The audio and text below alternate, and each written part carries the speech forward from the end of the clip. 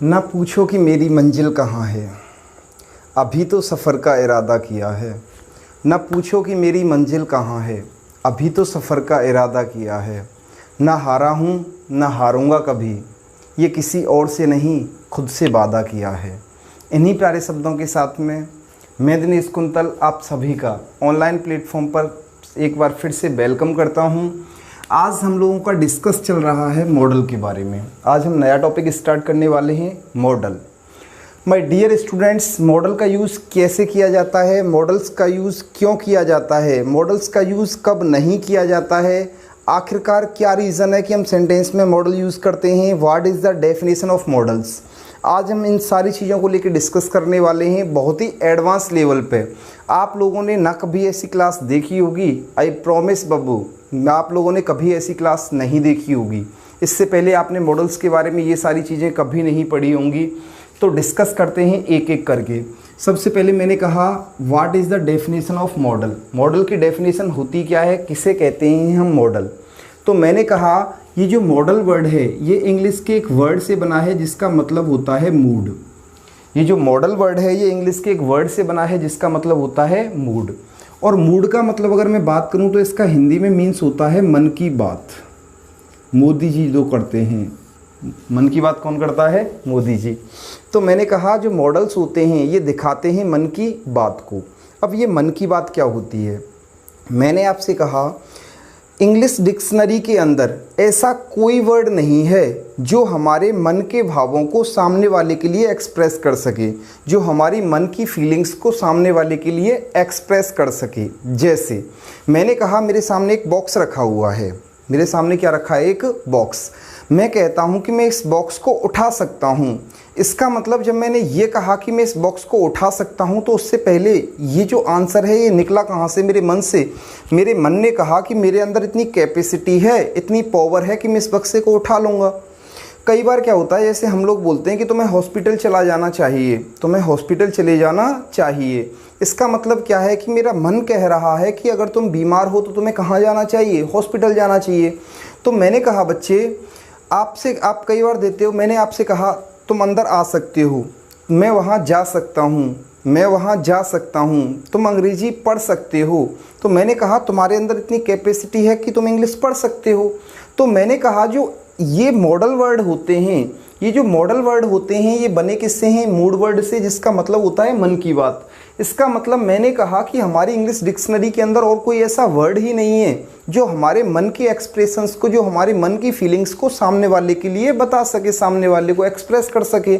तो हमने क्या किया, अपने ऐसे ही मन की एक्सप्रेशंस को, मन के फीलिंग्स को एक्सप्रेस करने के लिए बना दिए बच्चे क्या, मॉडल। तो मैंने कहा मॉडल वे शब्द होते हैं जो हमारी मन की फीलिंग्स को सामने वाले के लिए रियलाइज़ कराते हैं या सामने वाले को बताते हैं। अगर मैं बात करता हूँ मॉडल्स की तो इंग्लिश में मॉडल होते हैं बच्चे 10। कितने मॉडल होते हैं, 10। कौन कौन से होते हैं, मैंने कहा होता है मेरा can, could, may, might, will, would, shall, should, must और ऑट टू। हमारे पास मॉडल कितने होते हैं, 10 मॉडल होते हैं। कौन कौन से होते हैं, कैन होता है, कुड होता है, मे होता है, माइट होता है, बिल होता है, वुड होता है, सेल होता है, शुड होता है, मस्ट होता है और ऑट टू होता है।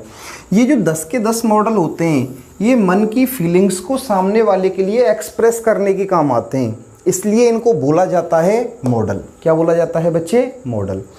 आज हम बात करने वाले हैं, कई बार क्या होता है टीचर हमें कैन का यूज़ कहाँ होता है, कुड का यूज़ कहाँ होता है, मे का यूज़ कहाँ होता है, माइट का यूज़ कहाँ होता है। जहाँ पर बात होती है कैपेसिटी की, एबिलिटी की, वहाँ कैन लगा दो। जहाँ पर बात होती है परमिशन की, मे लगा दो। जहाँ पर बात होती है एडवाइस की, सेल, शुड लगा दो। तो बच्चे ऐसे क्या है, इनको तो कोई भी पढ़ा सकता है, इनको तो किसी भी तरीके से पढ़ सकते हैं, इनका कोई बहुत बड़ा इश्यू नहीं है। लेकिन इश्यू बनता है कि कब कौन सा मॉडल लगाया जाता है और कब कहाँ किस सेंटेंस में कोई मॉडल यूज़ नहीं होता। आज मैं आपसे बिल्कुल बात करने वाला हूँ ऐसी ही बेहतरीन चीज़ों को लेके कि किस मॉडल का कहाँ पर यूज़ होगा, कहाँ पर कोई मॉडल यूज़ नहीं होगा। वो कौन से सेंटेंस होते हैं जो मॉडल लेते हैं, वो कौन से सेंटेंस होते हैं जो मॉडल नहीं लेते। ध्यान से समझने की कोशिश करना, एक एक करके मैं शुरू करता हूँ कहानी को। मैंने कहा कुछ एग्जाम्पल्स लिखता हूँ मैं सबसे पहले आपके सामने। मैंने लिखा he should a teacher, he should a teacher. अगला ही सेंटेंस है मेरा, मैंने आपसे कहा she must will go there. अगला ही है मेरा a letter should return, a letter should return. मैंने कुछ 3 एग्जांपल्स आपके सामने रखने की कोशिश की है। पहले सबसे पहले ये देखते हैं कि क्या ये सेंटेंस सही हैं, क्या यहाँ पर जो मॉडल लगाए गए हैं वो मॉडल अपने आप में बिल्कुल सही हैं। ऐसी ही कुछ चीज़ों को डिस्कस करते हुए हम कहानी को आगे चलाते हैं। तो सबसे पहले मैंने कहा पहला ही सेंटेंस है मेरा ही शुड अ टीचर। मेरे बच्चे बड़े ध्यान से समझने की कोशिश करना। अगर मैं इस सेंटेंस की बात करता हूँ तो ही मेरा क्या हो गया बच्चे, सब्जेक्ट हो गया। अगर मैं बात करता हूँ शुड की, अगर मैं आपसे बात करता हूँ शुड की, तो शुड मेरा अपने आप में हो गया मॉडल। अभी मैंने देखा कि शुड मेरा क्या होता है बच्चे, मॉडल होता है। आगे मैंने कहा अ टीचर अपने आप में क्या होता है, ऑब्जेक्ट। क्या होता है, ऑब्जेक्ट। क्लियर है। अगर मैं इस सेंटेंस को देखने की कोशिश करता हूँ, मुझे सब्जेक्ट मिल गया, मॉडल मिल गया, मुझे ऑब्जेक्ट मिल गया। अगर मुझे नहीं मिला है तो नहीं मिला है एक वर्ड जिसका नाम होता है वर्ब। क्या होता है, वर्ब। अगर मैं बात करता हूँ वर्ब की, तो आपने पढ़ा होगा वर्ब होती हैं 2 प्रकार की, एक तो होती है हेल्पिंग वर्ब और एक होती है मेन वर्ब। वर्ब होती हैं 2 प्रकार की सेंटेंस में, एक होती है हेल्पिंग वर्ब और एक होती है मेन वर्ब। आज हम ऐसी ही चीज़ों को लेके बहुत बेहतरीन डिस्कस करने वाले हैं। कंसेप्ट के साथ पढ़ाऊंगा बच्चे, कहाँ क्यों नहीं आया, कहाँ कौन सी चीज़ आई तो क्यों आई, बड़े ध्यान से समझने की कोशिश करना। मैंने आपसे कहा सर वर्ब होती हैं 2 प्रकार की, एक होती है हेल्पिंग वर्ब और एक होती है मेन वर्ब। अब मैं यहाँ से चीज़ों को रफ करने की कोशिश करता हूँ, एक बार बड़े ध्यान से समझना बच्चे। मैंने आपसे कहा अगर मैं बात करता हूँ, एक बार इसको मिटा देता हूँ ऊपर से। अगर आपको स्क्रीनशॉट मारना है तो जल्दी से आप एक बार इसका स्क्रीनशॉट ले लें।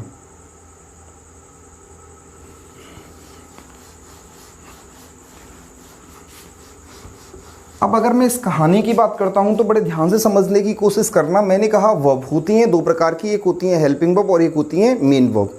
याद रखना बच्चे, सेंटेंस के अंदर हेल्पिंग वर्ब का होना कोई ज़रूरी नहीं होता, सेंटेंस के अंदर होनी चाहिए मेन वर्ब। सेंटेंस के अंदर बिना हेल्पिंग वर्ब के भी हम काम चला सकते हैं, लेकिन सेंटेंस के अंदर बिना मेन वर्ब के हम काम नहीं चला सकते। हमें सेंटेंस के अंदर वर्ब चाहिए ही चाहिए, और वो कौन सी कंफर्म होती है, मेन वर्ब। बिना मेन वर्ब के सेंटेंस कोई कंप्लीट नहीं होता। बिना हेल्पिंग वर्ब के सेंटेंस बनाया जा सकता है, लेकिन बिना मेन वर्ब के सेंटेंस नहीं बनाया जा सकता। जैसे अगर मैं आपसे बात करता हूँ, यहीं पर एक एग्जाम्पल देने की कोशिश करता हूँ, और मैंने कहा आपसे he is a teacher, he is a teacher. बड़े ध्यान से समझना बच्चे मुद्दे को। मैंने कहा अगर मैं इसकी बात करता हूँ तो ही मेरा सब्जेक्ट, इज़ की बात करता हूँ तो इज़ मेरी वर्ब, और अ टीचर हो गया अपने आप में ऑब्जेक्ट। मैंने कहा सर ये जो इज़ है, ये जो इज़ है वो अपने आप में वर्ब है, और वर्ब होती हैं हमारी 2 प्रकार की, एक होती है हेल्पिंग वर्ब और एक होती है बच्चे main verb. Is that clear.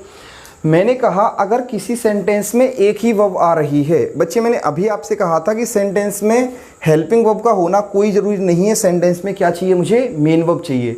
अगर किसी एक सेंटेंस में एक ही वर्ब आ रही है तो याद रखना उसे कभी भी हम हेल्पिंग वर्ब नहीं बनाते, उसे क्या बना दिया जाता है, मेन वर्ब। अगर मैं इस बात करूं इज़ की, तो बच्चे एक ही वर्ब आ रही है और एक वर्ब आ रही है, तो मैंने इसे क्या बनाया, मेन वर्ब। ये हेल्पिंग वर्ब नहीं है। इस सेंटेंस में बच्चे याद रखना इज़ हेल्पिंग वर्ब नहीं है, इज़ क्या है, अपने आप में मेन वर्ब है।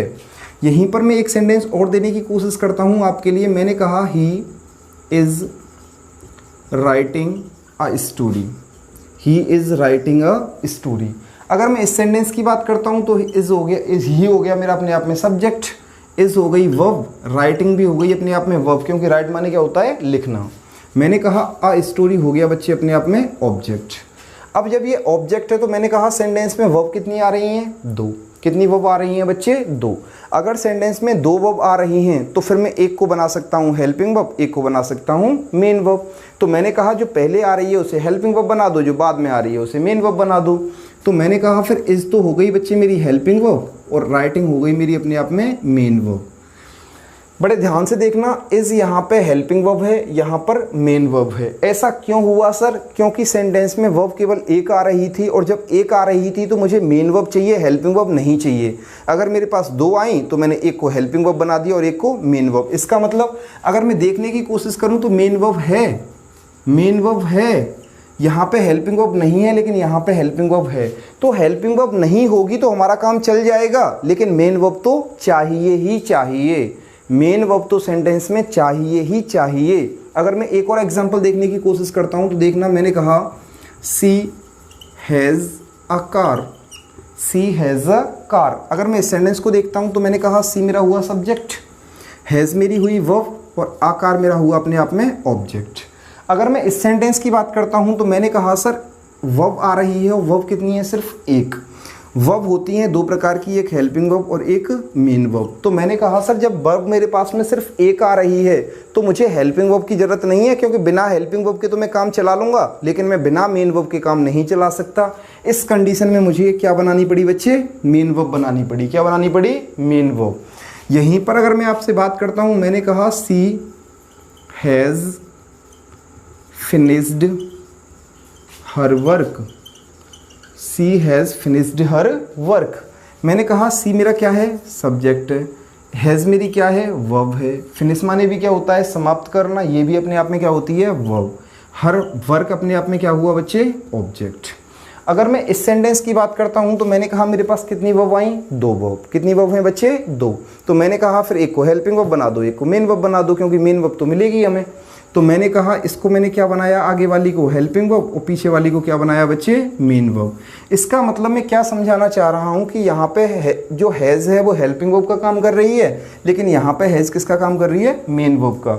मेरा कहने का मतलब है कि सेंटेंस के अंदर मेन वर्ब मस्ट है, मेन वर्ब के बिना हम जी नहीं सकते। सेंटेंस अगर जिंदा रहेगा तो मेन वर्ब के दम पे जिंदा रहेगा।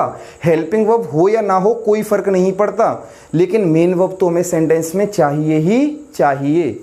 यहीं पर मैं समझाने की कोशिश करता हूँ, एक बार आप जल्दी से इसका स्क्रीनशॉट मारें, फिर मैं कहानी को शुरू करता हूँ आगे।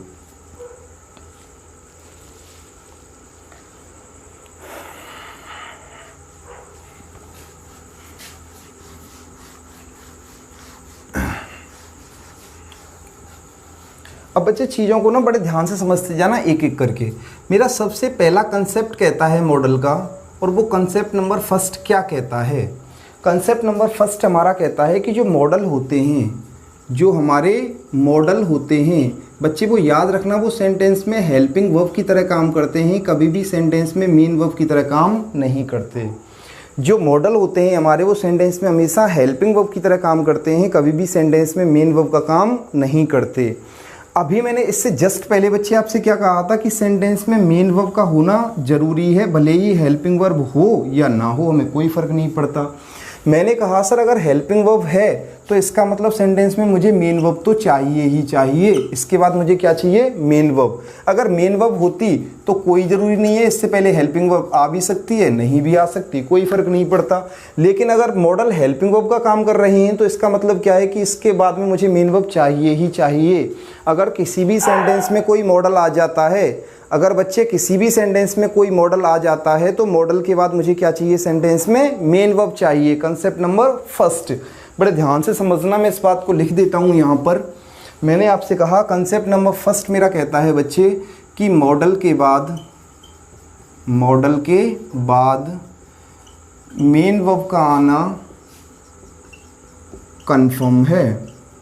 मॉडल के बाद मेन वर्ब का आना क्या है? कन्फर्म है कि मॉडल के बाद मेन वर्ब सेंटेंस में आएगी ही आएगी।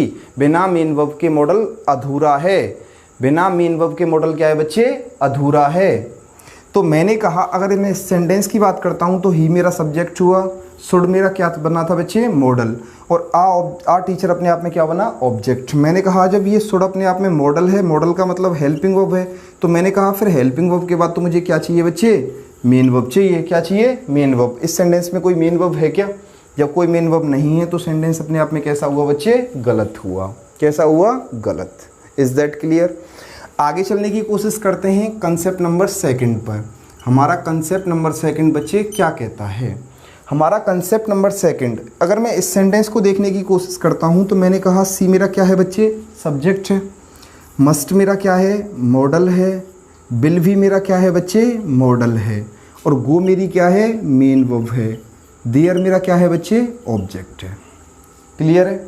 अगर मैं समझने की कोशिश करता हूं तो मैंने कहा सर मॉडल अपने आप में किसका काम करते हैं, हेल्पिंग वर्ब का काम करते हैं, और हेल्पिंग वर्ब के बाद मुझे क्या चाहिए, मेन वर्ब चाहिए। सर ये फंक्शन तो पूरा हो रहा है, सेकंड वाले सेंटेंस में ये कार्य तो हमारा पूरा हो रहा है, ये जो कंडीशन है वो तो फुल हो रही है। मैंने कहा मॉडल के बाद में क्या आ रही है, मेन वर्ब आ रही है, क्योंकि मॉडल किसका काम करता है, हेल्पिंग वर्ब का। लेकिन अगर मैं देखने की कोशिश करूं तो यहाँ पे मस्ट भी आ रहा है, विल भी आ रहा है, इसका मतलब ये भी एक मॉडल है और ये भी एक मॉडल है। मैंने कहा सर कितने मॉडल आए, 2 मॉडल। एक साथ सेंटेंस में बच्चे कितने मॉडल आए, 2 मॉडल। मॉडल काम किसका करता है, हेल्पिंग वर्ब का। और हमारा कंसेप्ट कहता है इंग्लिश का कि एक सेंटेंस में केवल कितनी हेल्पिंग वर्ब होनी चाहिए, एक सेंटेंस के अंदर हेल्पिंग वर्ब कितनी होनी चाहिए बच्चे, एक। जब एक होनी चाहिए इसका मतलब मॉडल भी कितना होना चाहिए, एक। तो मैं कह सकता हूँ, दूसरा मेरा कंसेप्ट कहता है कि एक सेंटेंस में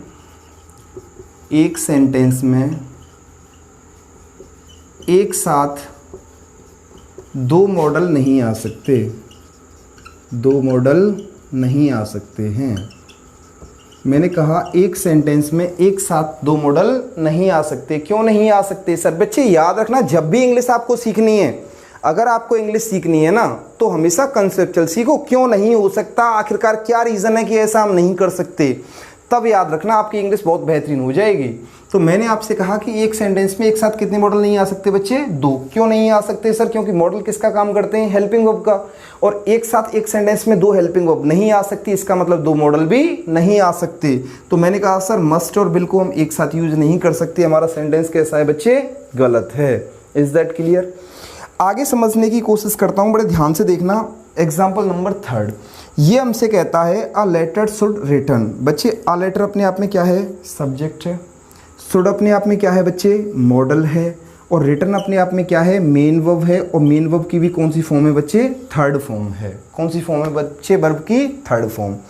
अब इस कंसेप्ट को एक बार बड़े ध्यान से समझने की कोशिश कर लेना आप लोग। सबसे बेहतरीन कंसेप्ट है बच्चे ये वाला हमारा। मैंने आपसे कहा अगर मैं बात करता हूँ आपसे मेन वर्ब की, तो जो मेन वर्ब होती है ना, किसी भी सेंटेंस में मेन वर्ब की 5 फॉर्म होती हैं बच्चे। कितनी फॉर्म होती हैं, 5। एक होती है B1, एक होती है B2, एक होती है B3, एक होती है B4 और एक होती है B5। क्लियर है? और एक होती है अपने आप में बेस फॉर्म। क्या होती है बच्चे, बेस फॉर्म। मैंने कहा किसी भी सेंटेंस में अगर मैं बात करता हूँ मेन वर्ब की, तो मेन वर्ब की बच्चे कितनी फॉर्म होती हैं, 5 फॉर्म। कितनी फॉर्म होती हैं बच्चे, 5 फॉर्म। 5 फॉर्म की अगर मैं बात करता हूँ तो मैंने कहा एक वर्ब की first form, second form, third form, fourth form और फिफ्थ फॉर्म। मैंने कहा अगर मैं बात करता हूँ जैसे बेस फॉर्म की, तो मैंने एक एग्जांपल लिया गो। क्या होती है, गो। गो की जो फर्स्ट फॉर्म होती है बच्चे वो गो ही होती है।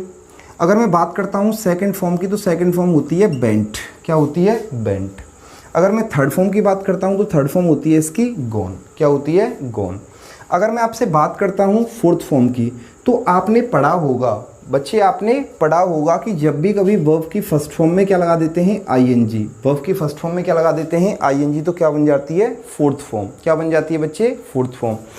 यहीं से हमारे जो कंसेप्ट है ना वो खुलना शुरू हो जाएंगे बच्चे। चीज़ों को जब तक आप रटते रहोगे मज़ा नहीं आएगा। अभी देखना मैं यहाँ पर कितनी तूफ़ानी पारी तो मैं खिलाने वाला हूँ। मैंने आपसे कहा वर्ब की फर्स्ट फॉर्म में आईएनजी लगाने पे क्या बनती है, फोर्थ फॉर्म। जैसे कि किसी ने आपसे कहा सर गो में अगर हमें आईएनजी लगा दूँ, गो क्या है अपने आप में वर्ब की फर्स्ट फॉर्म में, तो क्या लगा दिया आईएनजी, तो क्या बन गई वर्ब की फोर्थ फॉर्म।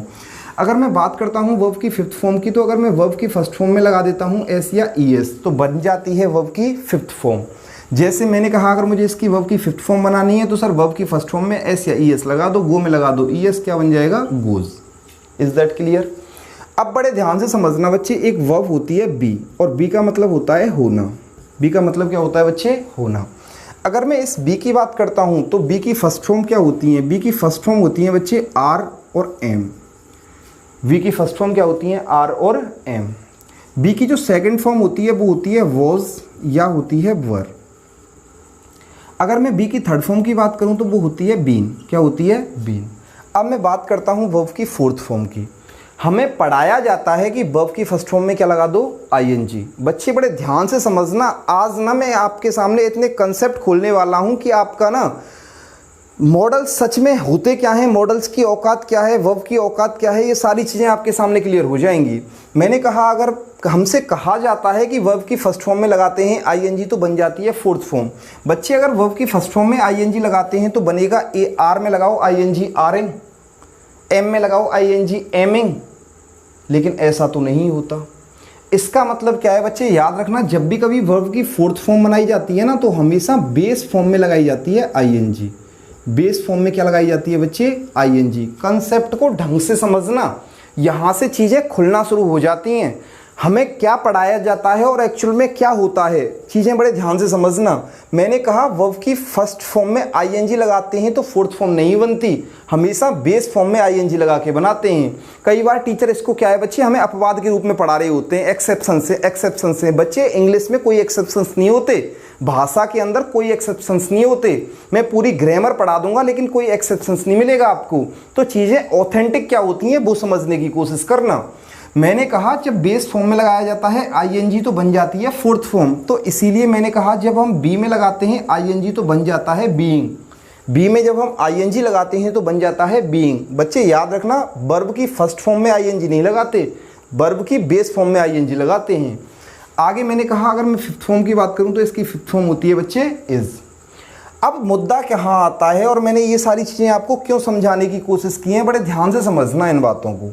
मैंने आपसे कहा हमें पढ़ाया जाता है कि जब भी कभी सेंटेंस में कोई मॉडल आ रहा है तो मॉडल के बाद आती है वर्ब की फर्स्ट फॉर्म। बच्चे बड़े ध्यान से देखना इस चीज़ को, बड़े ध्यान से देखने की कोशिश करना इस चीज़ को, बड़ी खतरनाक चीज़ है ये। हमें क्या पढ़ाया जाता है और एक्चुअल में क्या होता है, ध्यान से समझना।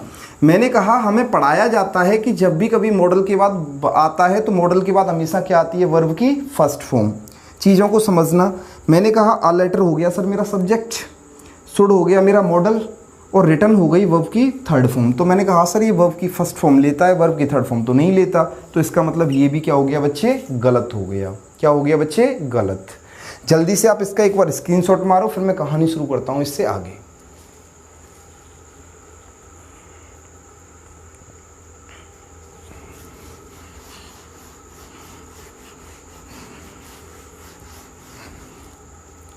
अब बच्चे बड़े ध्यान से समझने की कोशिश करना, कुछ बेहतरीन एग्जांपल्स जहाँ से हमारे एक्चुअल कंसेप्ट खुलना शुरू होते हैं कि क्या हमने जो पढ़ा वो सही था या हमने जो पढ़ाया जाता है हमें वो गलत है। बड़े ध्यान से समझना। मैंने आपसे कहा a letter should are return, अगला मैं लिख रहा हूँ आपके लिए a letter should be written, अगला मैं आपके लिए लिख रहा हूँ she should be a teacher, और एक और मैं आपके लिए यहाँ पे लिख देता हूँ she should, सी ना लिख के मैं यहाँ पे लिख देता हूँ they should are a teacher. बच्चे कुछ ऐसे एग्जाम्पल्स जो आज आपके पढ़ने का नज़रिया बदल देंगे, मॉडल्स पढ़ने का नज़रिया बदल देंगे। बच्चे क्या पढ़ाया जाता है और एक्चुअल में क्या होता है, बड़े ध्यान से समझना। मैंने आपसे कहा पहला ही सेंटेंस है मेरा they should are a teacher. बच्चे शुड आ रहा है, शुड अपने आप में क्या है मेरा मॉडल, और जब मॉडल है तो मैंने कहा सर मॉडल के बाद हम पढ़ते हैं कि क्या आती है, वर्ब की फर्स्ट फॉर्म। बच्चे क्या आती है, वर्ब की फर्स्ट फॉर्म। मैंने कहा सर आर अपने आप में वर्ब की फर्स्ट फॉर्म ही तो है, आर अपने आप में क्या है, वर्ब की फर्स्ट फॉर्म। अगर आर अपने आप में वर्ब की फर्स्ट फॉर्म है तो क्या सही है, बच्चे गलत है। ध्यान से देखो इसको, बहुत ही खतरनाक है ये। क्या वही है ये जिसकी तलाश थी तुम्हें? मैंने कहा अगर आ रहा है शुड के बाद में आर, तो आर अपने आप में क्या है बच्चे, बी की फर्स्ट फॉर्म ही तो है। तो इसका मतलब मॉडल के बाद जब वर्ब की फर्स्ट फॉर्म आती है तो फिर तो ये सही होना चाहिए। कैसा होना चाहिए, सही। लेकिन बच्चे ये एक्चुअल में है कैसा, गलत। बड़े ध्यान से समझना। मैंने कहा a letter should are return. बच्चे शुड आ रहा है, क्या आ रहा है, शुड। शुड अपने आप में क्या है, मॉडल। मैंने कहा सर मॉडल के बाद आनी चाहिए वर्ब की फर्स्ट फॉर्म, तो मैंने कहा सर बी की फर्स्ट फॉर्म ही तो है आर, इसका मतलब ये सही होना चाहिए। लेकिन बच्चे ये है कैसा? गलत। क्या है बच्चे? गलत है, ये गलत है बच्चे। ये आगे चलता हूँ। मैंने कहा a letter should be written, बच्चे शुड आ रहा है, शुड अपने आप में क्या है? मॉडल। क्या है बच्चे? मॉडल। और मॉडल के बाद में क्या आ रहा है? बी। और बी अपने आप में बच्चे वर्ब की फर्स्ट फॉर्म है या बेस फॉर्म है? क्या है बच्चे? बेस फॉर्म है या वर्ब की फर्स्ट फॉर्म है? मैंने कहा सर बेस फॉर्म है, और बेस फॉर्म है तो ये अपने आप में कैसा है बच्चे? सही है। आगे मैंने कहा सर ऐसे ही इसमें भी शुड आ रहा है, शुड अपने आप में क्या है बच्चे? मॉडल। और मॉडल के बाद में क्या आ रहा है? बी। और बी अपने आप में क्या है? Base form. ये भी अपने आप में कैसा है? सही है। इसका मतलब क्या है? एक्चुअल कंसेप्ट क्या कहता है बच्चे, वो ध्यान से समझने की कोशिश करना। हमारा जो एक्चुअल कंसेप्ट है, वो एक्चुअल कंसेप्ट हमसे कहता है बच्चे कंसेप्ट नंबर 3। और कंसेप्ट नंबर 3 कहता है कि मॉडल के बाद हमेशा बेस फॉर्म का यूज़ किया जाता है, बेस फॉर्म का यूज़ किया जाता है। बच्चे बड़े ध्यान से देखना इसको, बहुत ही बेहतरीन कंसेप्ट है, कहानियाँ पलट देता है ये कंसेप्ट आपकी। जो भी पढ़ा है, कैसा पढ़ा है, सही पढ़ा है, गलत पढ़ा है, आप कंपैरिजन करें, मैं नहीं करूँगा। मैंने आपसे कहा मॉडल के बाद हमेशा कौन सी फॉर्म आती है बच्चे? बेस फॉर्म आती है, कभी भी वर्ब की फर्स्ट फॉर्म नहीं आती। सर अगर आती वर्ब की फर्स्ट फॉर्म तो फिर आर होना चाहिए था, अगर आती वर्ब की फर्स्ट फॉर्म तो यहाँ भी आर होना चाहिए था, क्योंकि बी का जो फर्स्ट फॉर्म होता है वो क्या होता है बच्चे? आर होता है। लेकिन आर नहीं आता, हमेशा क्या आता है? बी, क्योंकि बी क्या होता है? अपने आप में बेस फॉर्म होती है।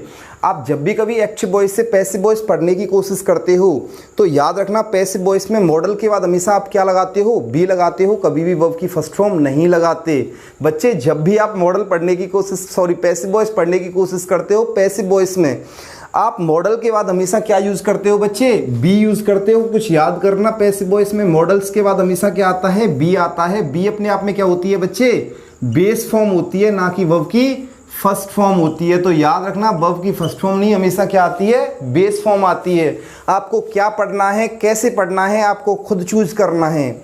माय डियर स्टूडेंट्स, ये थी हमारी आज कुछ मॉडल्स को लेके बेसिक क्लास। इससे आगे की कहानी में शुरू करूंगा इसके मॉडल्स के सेकंड पार्ट में कि किस मॉडल का यूज़ कहाँ, कैसे, क्यों, कैसे किया जाता है। कंसेप्चुअल पढ़ो माय डियर स्टूडेंट्स। अगर आपको वीडियो अच्छी लगी हो तो प्लीज़ इसे लाइक करें, शेयर करें, सब्सक्राइब करें और कमेंट करना तो बिल्कुल भी ना भूलें। Thank you very much.